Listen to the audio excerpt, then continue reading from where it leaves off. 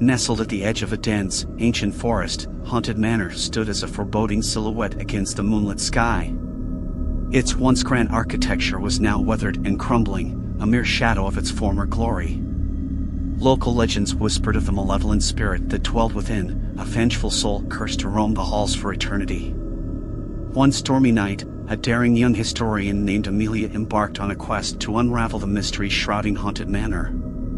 Armed with her research notes and a flickering lantern, she cautiously stepped over the threshold, her heart pounding with a mix of trepidation and excitement. As she ventured deeper into the manor, the air grew heavy with a palpable sense of dread. Creaking floorboards and distant whispers accompanied Amelia as she explored the mansion's labyrinthine corridors. Shadows danced on the walls, and a chilling breeze whispered through the cracks in the windows. Undeterred, Amelia pressed on, determined to uncover the truth. In a forgotten library, she discovered a collection of ancient tomes, each one detailing the tragic history of the manor. Centuries ago, it was home to a wealthy family, the Van der Groots, who fell victim to a terrible plague. The last surviving member, Lady Eliza Van der Groot, was said to have dabbled in dark arts to bring her loved ones back. Instead, her rituals backfired, trapping the souls of her family within the mansion's walls. Amelia's investigation took a terrifying turn when she encountered Lady Eliza's apparition in the grand ballroom. The ghostly figure, clad in a tattered gown, stared at Amelia with hollow eyes, her voice echoing through the room. "Leave this place," she moaned, her voice a haunting melody. "Or suffer the same fate as I." But Amelia was undeterred. Fueled by her passion for history and a determination to free the tormented souls, she delved deeper into Lady Eliza's tragic story. Through her research, Amelia learned of a ritual that could potentially release the spirits from their eternal confinement. On the stroke of midnight, under the light of a blood moon, Amelia performed the ritual in the manor's desolate chapel. Candles flickered, and incantations filled the air as she called upon the spirits to find peace. The atmosphere grew charged with energy, and for a moment, it seemed as though the very fabric of reality trembled. In a blinding flash of light, the spirits were set free.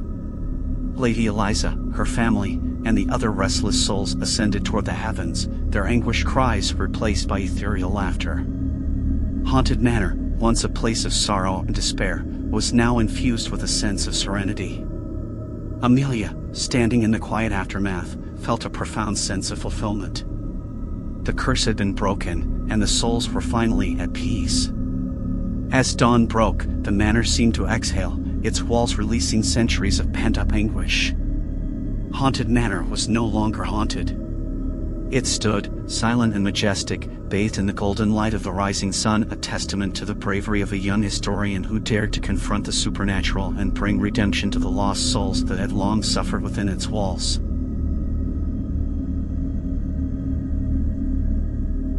In the heart of the town, shrouded in fog and mystery, stood the abandoned asylum. Once a place of healing, it had succumbed to darkness and decay. Its windows were broken, its walls covered in ivy, and whispers of the tormented souls that had once inhabited its rooms hung heavy in the air. On a moonless night, a group of fearless friends decided to investigate the asylum's secrets. Armed with flashlights and trembling courage, they ventured into the decaying building, unaware of the horrors that awaited them. As the clock struck midnight, the atmosphere inside the asylum grew cold and oppressive. Shadows seemed to dance on the walls, and the echoes of long-forgotten cries reverberated through the empty halls.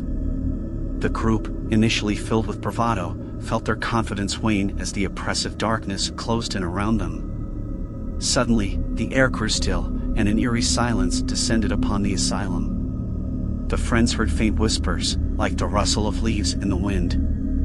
Their flashlights flickered, casting unsettling shadows that seemed to move on their own accord.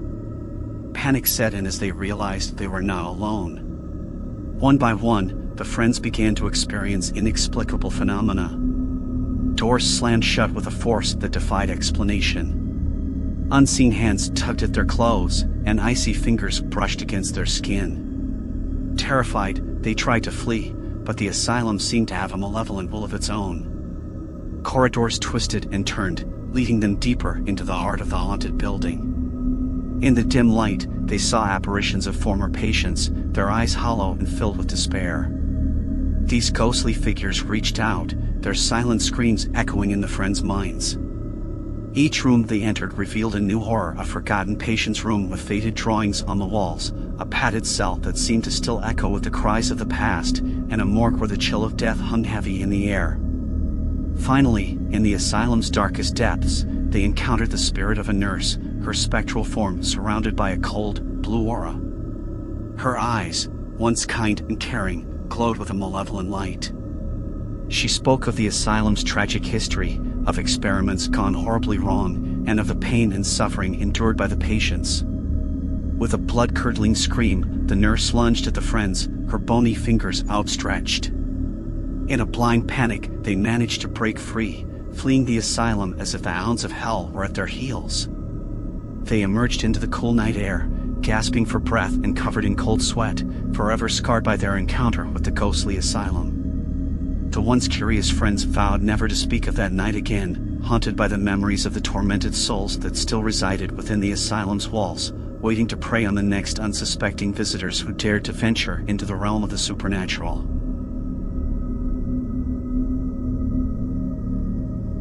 Under the ghostly glow of the moon, the abandoned carnival stood as a haunting reminder of days long past. Its once vibrant colors had faded, and the laughter that once filled the air had been replaced by an eerie silence.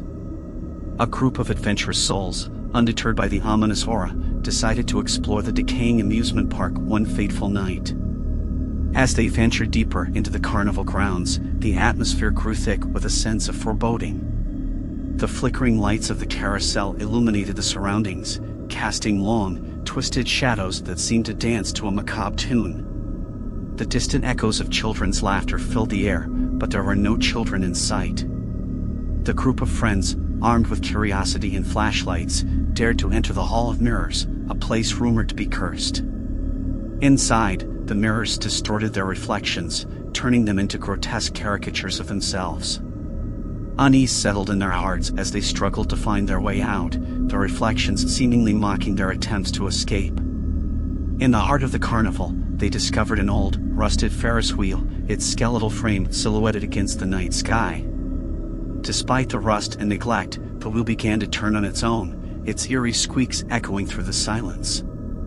The friends watched in horror as empty, decaying seats swung back and forth, as if occupied by invisible riders.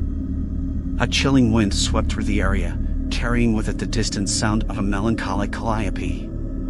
The group followed the haunting melody, leading them to a forgotten ticket booth. Inside, they found a tattered journal, its pages filled with the desperate scribblings of a carnival worker. The journal spoke of a dark ritual conducted by the carnival's previous owner, an occultist who sought to merge the spirits of the performers with the amusement park itself. As they read the final entries, the carnival came alive with ghostly apparitions. Spectral performers emerged from the shadows, their movements synchronized with the eerie calliope music. The friends, now trapped within the nightmare, found themselves surrounded by a ghostly audience, their hollow eyes fixed on the intruders. In a desperate bid for escape, the group retraced their steps, narrowly avoiding the grasping hands of the phantom performers. They managed to break free from the carnival's spectral grasp, sprinting past abandoned attractions and fading echoes of laughter.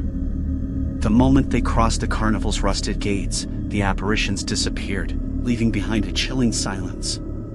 The friends, forever changed by their nightmarish encounter, vowed never to speak of the haunted carnival again.